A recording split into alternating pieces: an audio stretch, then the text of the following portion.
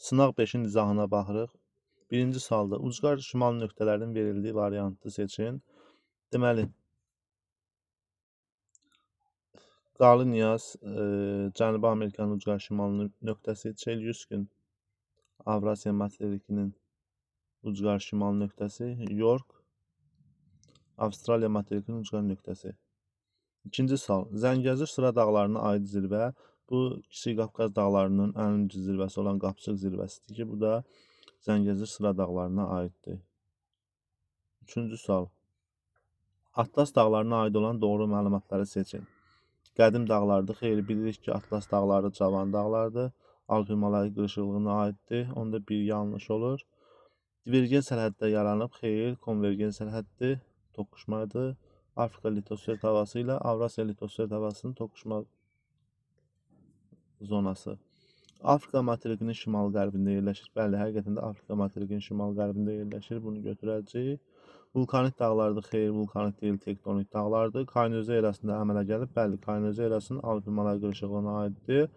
Konvergen sərhəddə yaranıb. Bəli, bayaq qeyd etdiyimiz kimi konvergen sərhəddə yerləşir. Doğru cavab olacaq 3, 5, 6. Dördüncü suala baxırıq. Hansı ərazilərdə geotermik pillə daha böyükdür? Biz bilirik ki, geotermik pillə kiçik olur. Geosignal ərazilərdə geotermik pillə böyük olur platformalarda. Biz variantlardan geosignal ərazilərə çıxırıq. Məsələn, Alp dağları geosignalda çıxırıq. Yeni Zelandiya geosignalda çıxırıq. An dağları geosignalda, cavan dağlarda çıxırıq. Meksika yaylası geosignalda çıxırıq. Doğru cavab burada A variantı. Həqiqətən də bunlar platformadır. Avstraliya, Braziliya və Şərqi Avropa. Geosignalın inkişaf mərhələlərinə uyğun gələn fikirləri uyğunlaşdıran geosignalın inkişaf mərhələləri biz bilirik ki, 4 mərhələdir. Birinci mərhələdə yer səthi əyilir, çökmə süxurlarla örtülü olur. Yəni, biri olacaq C. İkinci mərhələdə yer səthində enmə ilə yanaşı qalxmalar da baş verir ki, bu da üçüncü şəklə uyğundur. Yəni, 3-ə D. Sonraki mərhələ isə yer səthində iri dağ sistemləri yaranır. Bu da ikinci şəklə uyğundur. Dördüncü mərhələdə isə daxili proseslər zəifləyir, platformaya çevrilir. Deməli, 1-ə C, 2-ə B, 3-ə D, 4-ə A. Buradan da ətraflı oxuya bilərsiniz. Platformanın inkişaf mərhələləri haqqında yaxınlaşdırıb oxuyun.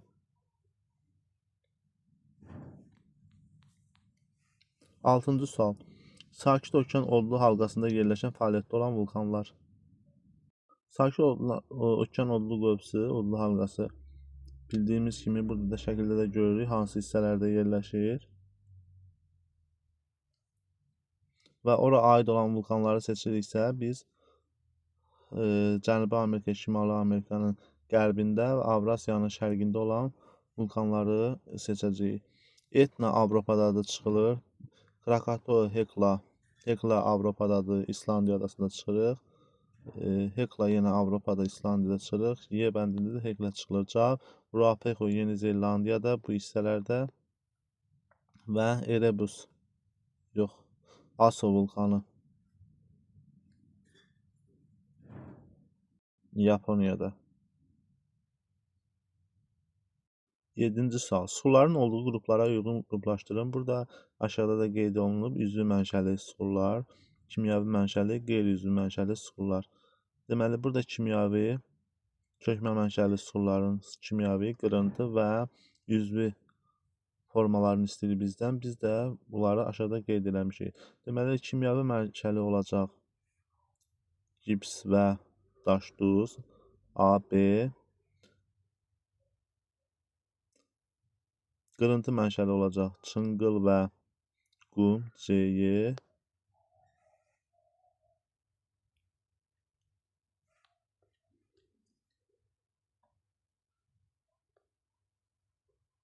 Və üzvü mənşəli isə olacaq təbaşir və torf. Buradan da oxuya bilərsiniz. 8-ci sual. Litosfer tavalarının müasir hərəkətlərinə aiddir. Aralıq dərzi tədricən böyüyür. Aralıq dənizi xeyli qapanmaya məruz qalır, çünki Afrika materiki Avrasiya materikinə tərəf hərəkət edir. Somali yarımadası Afrikadan uzaqlaşır. Deməli, Afrikanın şərqindən sınma zonası keçir bu hissədən və Somali yarımadası Afrikadan uzaqlaşır. Bu doğru fikirdir. 2 doğru fikirdir. 2-ni qeyd edək. Qırmızı dənizin sahəsi böyüyür. Bəli, Ərəbistan litosfer havası Avrasiyaya doğru hərəkət elədiyi üçün. Qafqaz dağları Ərəbistan yarımadası sürətlə Afrikaya yaxınlaşır. Bəli, bu da yanlışdır. Çünki Afrikaya yox. Hara yaxınlaşır? 3-ü qeyd edək burada. Avrasiya materikinə yaxınlaşır. Və 5. Qafqaz dağları bilirik ki, ildə 3 mm-ə yaxın hündürlüyü artır. 6 isə tamamilə səhv fikirdir. Konverger sərhədlər boyunca seysmiklik azalmır, artır, əksinə cavan dağlar yaranır. Yer səthində suların temperaturu 12 dərəcə Selsi, 350 metr dərinlikdə isə 26 dərəcə Selsi olarsa, verilmiş ərazidə geotermik pillərin neçə metr olduğunu təyin edin. Biz əvvəlcə bilirik ki, yer səthində temperatur 12 dərəcə Selsidir. 350 metr dərinlikdə isə 26 dərəcə Selsidir. Deməli, nə qədər temperatur artıb? 26 dərəcədən çıxırıq 12 dərəcəni, eləyir 14 dərəcə. Deməli, 350 metrdə 14 dərəcə artmış olub. Bəs geotermik pillə nədir? 1 dərəcə artması üçün lazım olan dərinlik. Deməli, 350 metrə 14 dərəcə artıb. Bəs onda neçə metrə x metr yazaq? 1 dərəcə Selsi artar. Və buradan x tapırıq ki, 25 metrdən 1 dərəcə temperatur artmış olur. 10-cu sual. Platformalarda yerləşən düzənliklər. Platformada yerləşən düzənliklərin demişdik. Padan ovalığıdır, Kolxid ovalığıdır, Küraraz ovalığıdır, Meksika yaylasıdır. Buradan həmin variantlara uyğun olaraq platformalarda yerləşən düzənlikləri seçəcəyik. Geosignalda yerləşən düzənlikləri isə çıxacaq. Geosignalda yerləşən düzənliklər hansı oldu? Padan ovalığı çıxdıq. Lənkəran ovalığı geosignalda yerləşir. Kolxid ovalığı Gürcüstanda, Padan ovalığı Alp dağlarından Piriney dağları arasında geosignalda, Tibet, İran yaylası geosignalda, Padan, Küraraz, bunlar da hamısı geosignalda yerləşir. B bəndindəsi Qərbi Sibir platformadır, Şərqi Sibir platforma, mərkəzi düzənliklər platforma.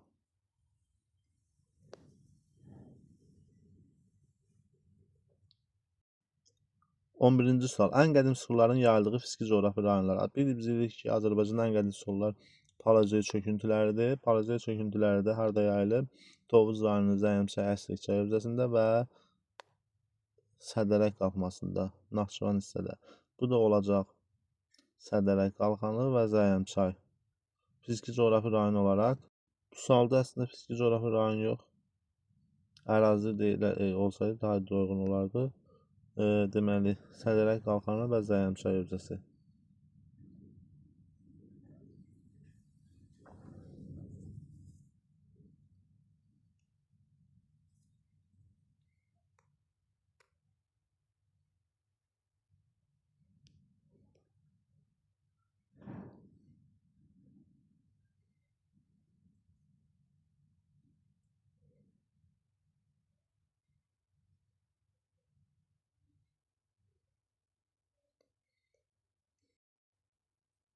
Cənub-Qərbi Asiyada yerləşən sönmüş vulkanları müəyyən edin.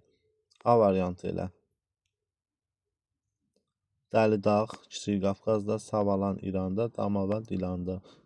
Bunlar Cənub-Qərbi Asiyada yerləşən sönmüş vulkanlardır.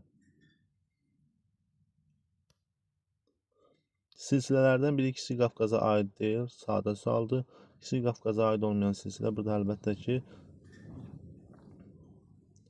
C bəndindəki Talış silsiləsidir ki, bu Talış dağlarına aid bir silsilədir.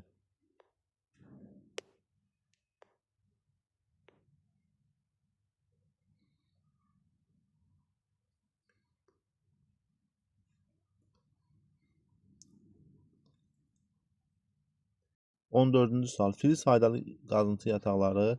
Göydərə bilirik ki, Kəlbəcərdə xromit yatağıdır. Biri götürürük. Sonra Vejnəli qızıl yatağıdır Zəngilanda. Və Şorbulaq civə yatağıdır Kəlbəcərdə. 1, 3, 6.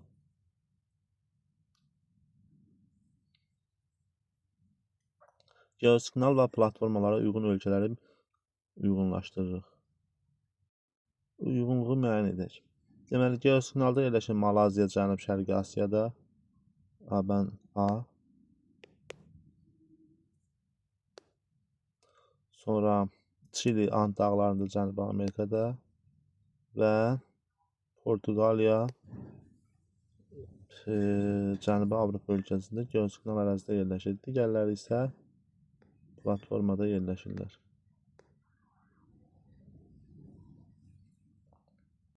Xəritə sxemdə rəqəmlərlə verilmiş Azərbaycan-Ermənistan arasında olan silsilələri müəyyən edin. Bu Kiçik Qafqaza aid silsilələrdir. Birinci Murqu silsiləsi, sonra Şahtaq silsiləsi, sonra Şərqi Göyçə və 4-cü Zəngəzur silsiləsidir. 17-ci sual. Paleozoy qırışıqlığında yaranan dağlar. Biz bilirik ki, Paleozoy qırışıqlığında yaranan dağlar qədim dağlardır. Məsələn, Ural, Böyük Suarcı, Apalaçili A variantı sualımızın doğru variantıdır. Paleozoy dövründə yaranmış dağlara xəritədən baxaq. Deməli, Apalaç dağları Şimali Amerikada, Skandinaviya, Ural, Altay, Tian-Şan, Sayan dağları yenidən fəallaşan dağlar Paleozoyda yaranıb, Kainozda yenidən fəallaşıb. Kap Əjdaha dağları Afrikanın cənubunda və Avstraliyanın şərqində Böyük Suarcı dağlar qədim dağlar, yəni Paleozoy erasında yaranmış dağlardır. 18-ci sual. Sxemdə hansı struktur əks olunur? Biz bilirik ki, bu Horst və qrabendir. Enən yerlərə qraben, qalxan yerlərə isə Horstlar deyilir. Bunlardan da ən məşhuru Şərqi Afrika sınma zonasında yerləşən Ruwenzori Horstudur.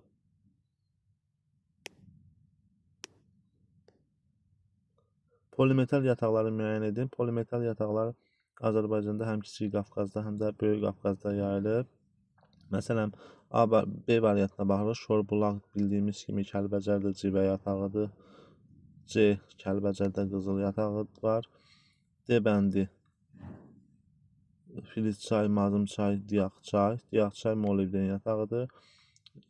Y'də yenə Zod qızıl yatağıdır. Burada doğru cavab A. Mehmana, Ağdərədə, Filizçay, Mazımçay isə Balakanda polimetal yataqlarıdır. 20-ci sualda metamorfik suxurları müəyyən edin. Metamorfik suxurlar yüksək təzyiq və temperatur altında suxurların dəyişməsi nəticəsində yaranıb. Həm maqmatik suxurlardan, həm də çökmə mənşəli suxurlardan yarana bilər. Məsələn, burada D variantına baxırıq. Mərmər əhəngdaşıdan yaranır. Qneys qranitdən yaranır. Neft, kvarsit isə qum daşından yaranmış olur. Yəni, metamorfik suxurlar D variantındakı verilmiş suxurlardır. Abraziya, yəni dalğaların fəaliyyəti nəticəsində yaranan relyef formaları, ekrazasiya, buzdağların fəaliyyəti nəticəsində yaranan, defliyasiya isə küləyin təsirindən yaranan relyef formasıdır. Deməli, burada abraziya olacaq çimərlik və ekrazasiya olacaq, yəni karlar və moren təpələri, həmçinin sirklər də bura aiddir. Defliyasiya küləyin təsirindən isə duyunlar və şahid dağlar olur. Doğru cavab C variantı. Yer qabığı haqqında olan doğru ifadəni seçin.